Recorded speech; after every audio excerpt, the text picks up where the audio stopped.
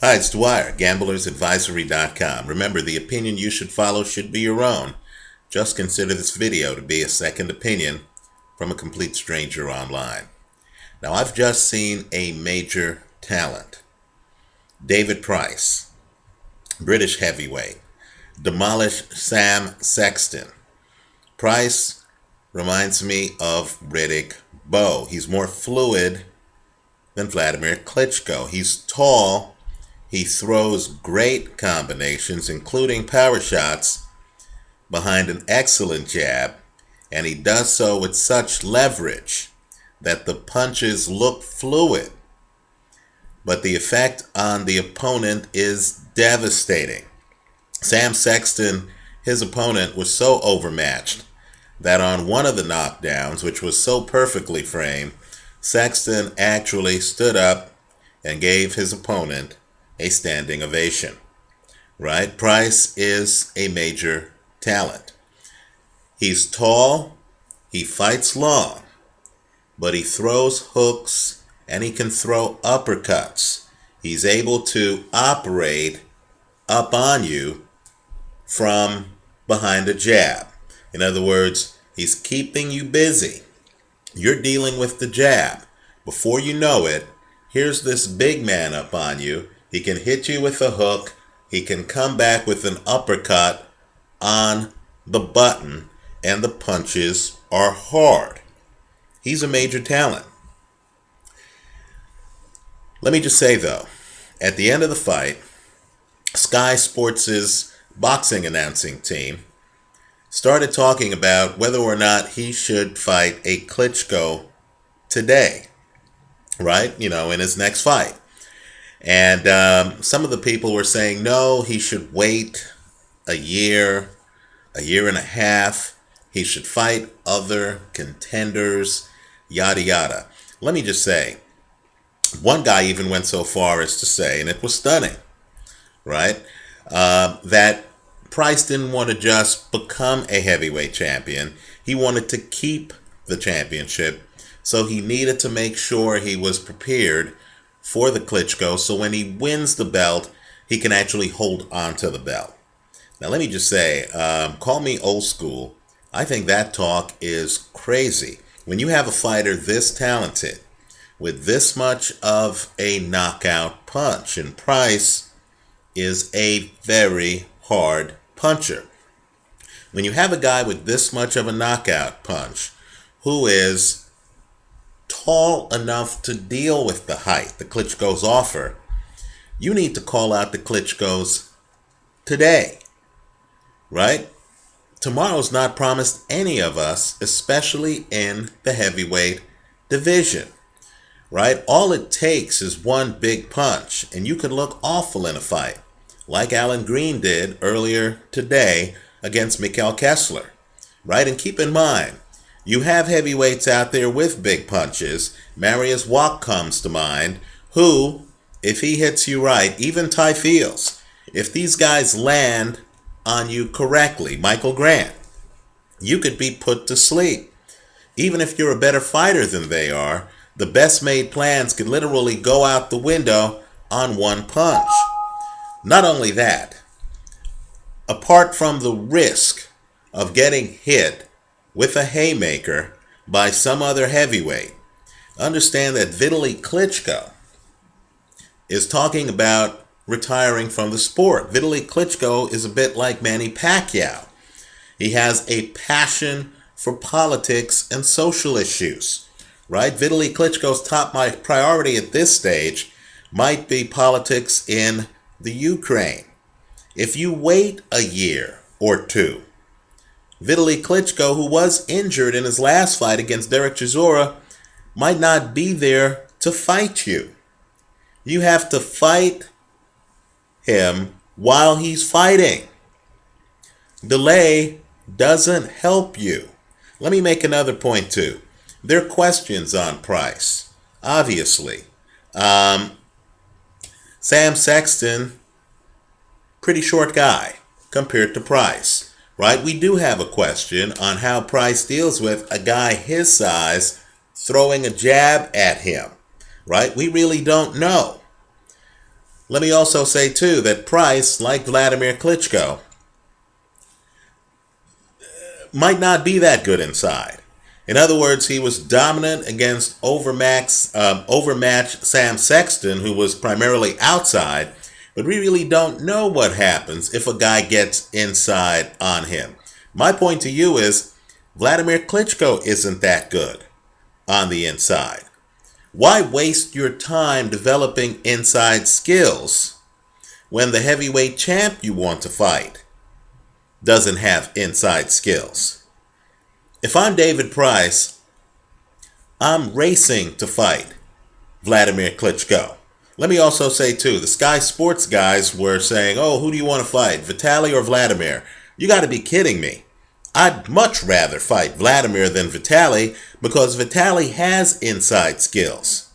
Vitaly's an assassin. He can beat you from the outside in. He can also beat you from the inside out.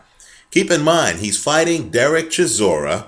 He suffers a shoulder injury. He can't throw a jab, and he still wins that fight comfortably.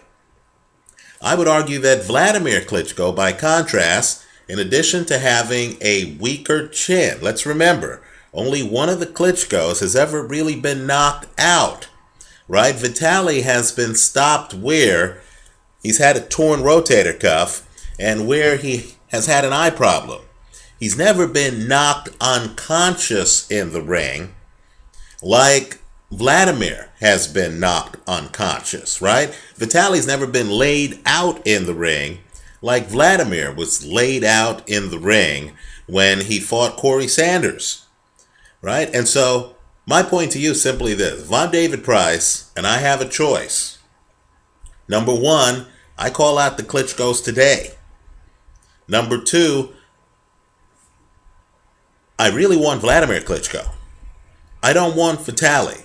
Vitaly is the better fighter, right? All you have to do is look at the film of Vitaly against Tomas Ademic, and you realize Vitaly is still on his game.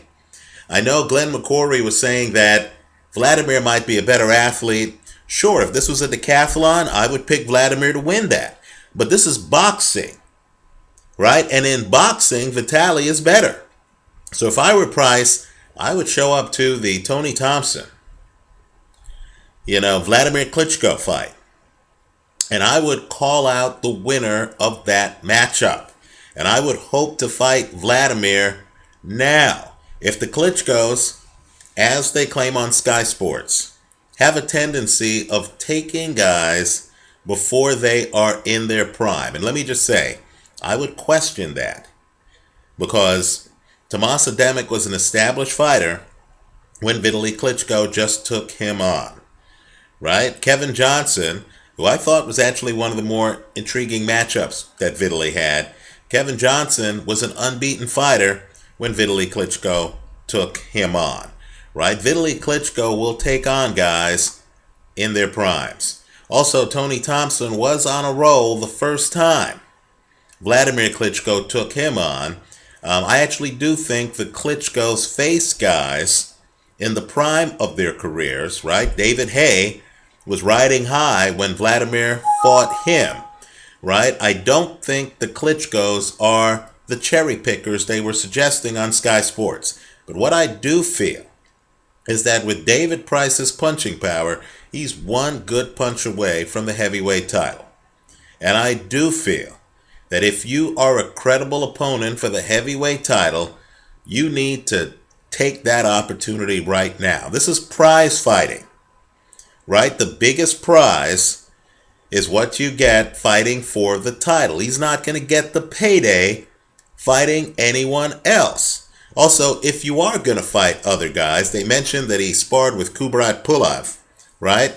You really should only be fighting guys who fight the same style as the Klitschkos, right? David Price shouldn't be spending a lot of time learning skills he wouldn't need against the Klitschkos, right? Why deal with an ambush fighter, right? Why would David Price want to fight, let's say, an ambush fighter or some other style or another Sam Sexton, some shorter guy, when neither Klitschko's an ambush fighter and neither Klitschko is short like Sam Sexton, right? So David Price, I hope, calls out the Klitschko's today, right? And I hope he's wise enough to know that if both Klitschko's respond, he needs to call back Vladimir before he even thinks about Vitaly, right? I believe Vitaly is the best heavyweight in the world, right?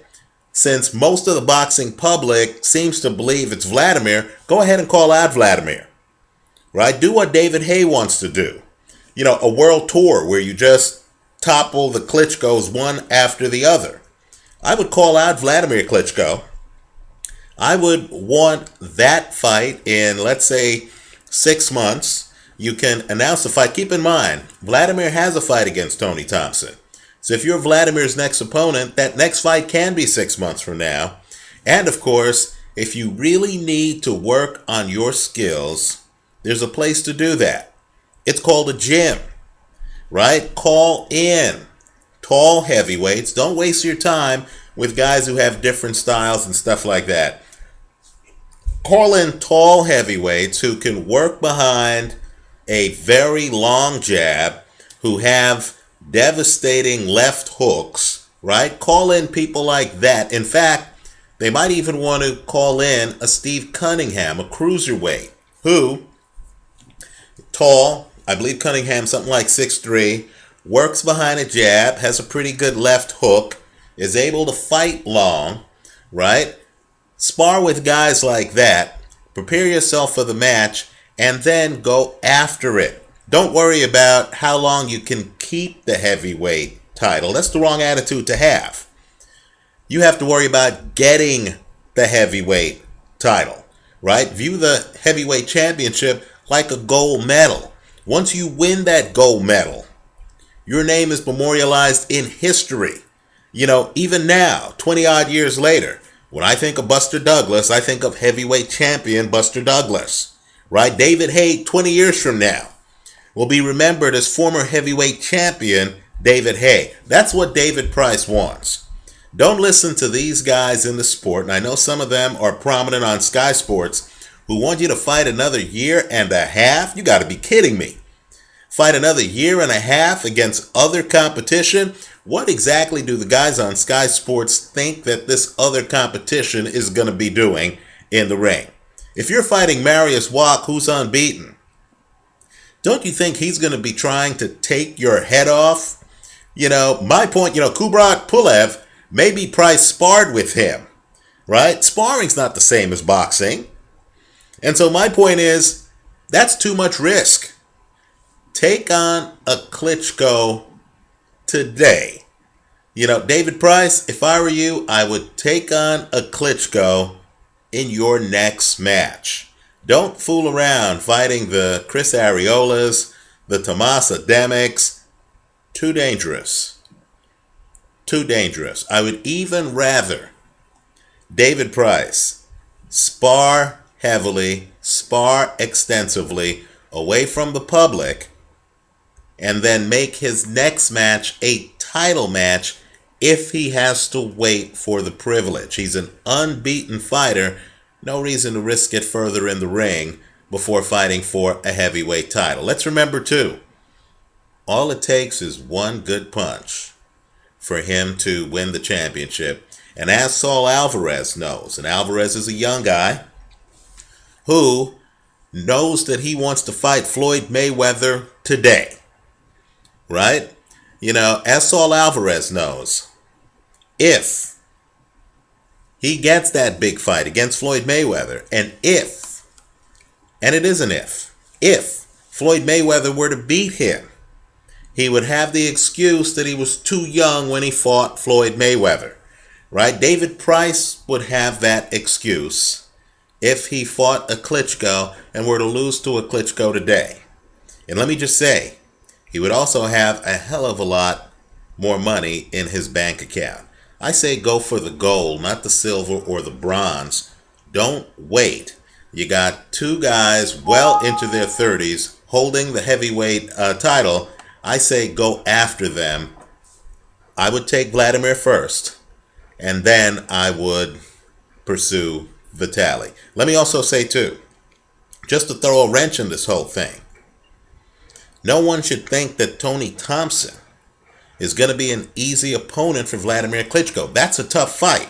I would encourage everyone to take a look at the punch stat numbers from their first fight. Right? You will actually see that that's that rare fight where a Klitschko opponent actually outperformed a Klitschko. Right? So, if I were David Price, I would talk trash to both Vladimir Klitschko and Tony Thompson. I would certainly buy a ringside ticket just so the world knows I'm there. I would call them out. I would try to ignore calls from Tomas Ademic and other world-class heavyweights. That's too much risk. Not only that, those guys don't fight the same style that the Klitschkos fight. You wouldn't learn that much on how to beat a Klitschko by fighting Tomas Ademic. Let me know what you think. Leave your comments for me here online. Visit us at gamblersadvisory.com. Thanks for watching.